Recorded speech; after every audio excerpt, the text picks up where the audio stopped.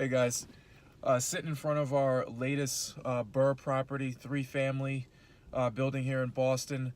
It's about 6 a.m. waiting for the demo crew to get started over here or arrive on site so they can get started. Wanted to give them a little bit of a direction before they go to town. Wanted to share with you a little bit about how I get started on my BRRR properties.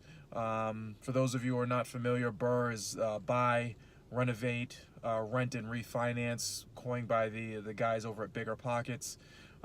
Great strategy. Been able to do a lot of great things and build some wealth through this BRRR strategy. Very appropriate. It's really cold here in Boston as well, no pun intended.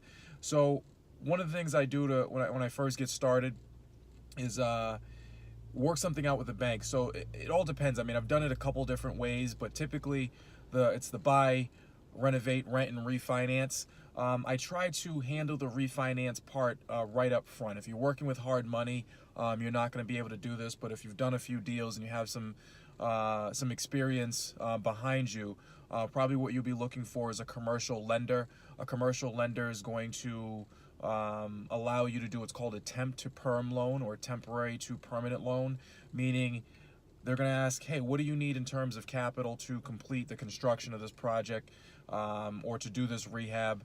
They're going to give you the financing on the front end plus the rehab money, and after a certain period, 6, 9, 12 months, depending on how large your renovation is, that temporary or construction loan will convert into permanent financing.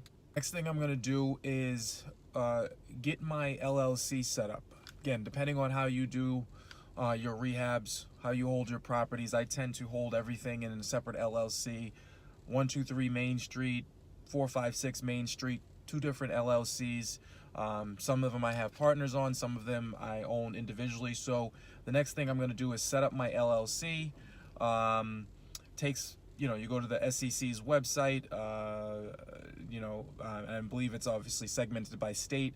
Here in Massachusetts, it takes about 20 minutes to answer a few questions, get the thing set up, and then you're going to go over to irs.gov and get yourself a separate tax ID for this business as well. So anytime I renovate or hold property now, completely separate LLC, tax ID, completely separate entity altogether. So we're looking at setting up our operating agreement. I work with my attorney and we figure out who the managing members are, if there's just one or if there's multiple. Do you have equity partners within the deal? Is this something that is a single family flip, relatively smaller? Maybe it's going to be, maybe it's just you, a couple private lenders, one private lender.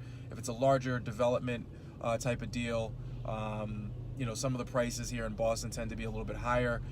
Getting in tends to take multiple people to do that. So we set up our operating agreement, we establish who's the managing member, who is going to be making the decisions, and then who are your limited partners as well, or your other members within the LLC. So that'd be the next thing we do, is we're going to set that up and make sure that we understand our roles and responsibilities within the LLC. Next thing I'm going to do is put my insurance in place. I'm going to call my insurance agent. Very familiar with the properties that we're doing, very familiar with the work that we do. I believe she puts us in a vacant dwelling policy. We're going to be flipping the property. No one's going to be living there. It's a different type of policy or insurance policy that you would have opposed to a fully occupied building with tenants in it, or something that you occupy yourself. So a little bit higher risk when the property's under construction and when it's completely vacant. So we make sure that we talk to our insurance agent, we get the proper insurance. She often needs to know the LLC and all the additional information as well to make sure that we're properly insured.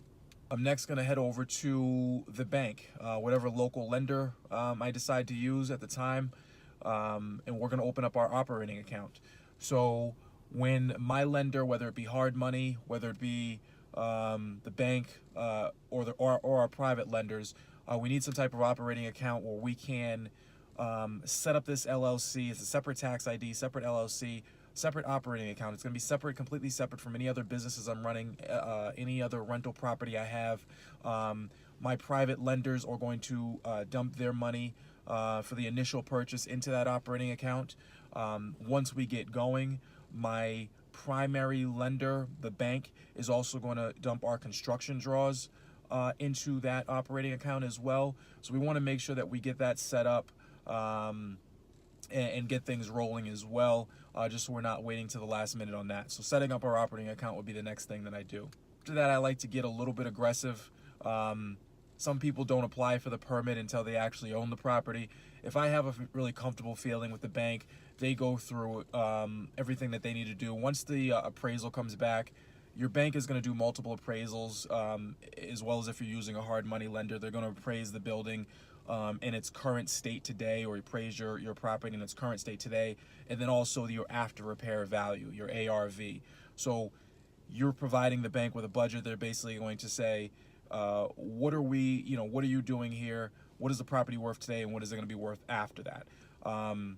If the bank comes back and says that my appraisal is solid and they agree with all my numbers, I feel relatively comfortable about the deal, and at that point I'm going to start the permitting process with the city or town or whatever municipality we're working with. So I'm going to go ahead, and I'm not going to pay for anything just yet, but I'm going to submit all my paperwork and make sure that they have plans, they have the budget, they have our contractor's information, and everything else that the city needs to get the permit started.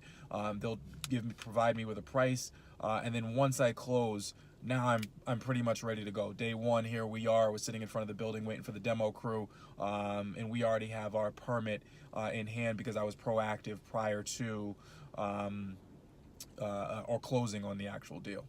Last but not least, I'm going to gather my funds. I'm going to, like you said, if I'm working by myself, process is quite simple. Figure out where that funding is coming for the initial down payment. And then when I say gather funds, we also, depending on the type of lender you're working with, most lenders don't pay in advance. They pay in arrears. And basically what I mean by that is when you're working on a construction project, the demo is done and it's paid for by you. And then the bank comes out and they basically say, okay, yes, you've done your demo. Here is the $20,000 that you spent on demo back afterward. So you need additional capital to get yourself started in the rehab process to begin with. Your bank is not going to say, hey, are you ready to do demo? Well, here's $30,000 or here's $15,000 to do your demo. Go ahead and spend that. They're going to want to see that you've already done demo, and then they're going to reimburse you for that money. So not only do you need your down payment, your closing costs, your LLC, your initial account opening, but you also need some funding up front to get your project started as well.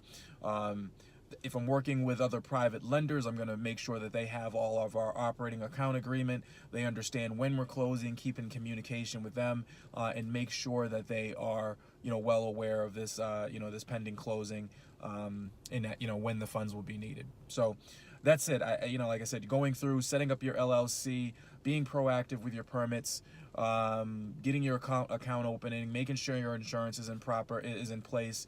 Those are the things that I go through when you're trying to set up a successful BRRR. BRRR. It's a BRRR strategy.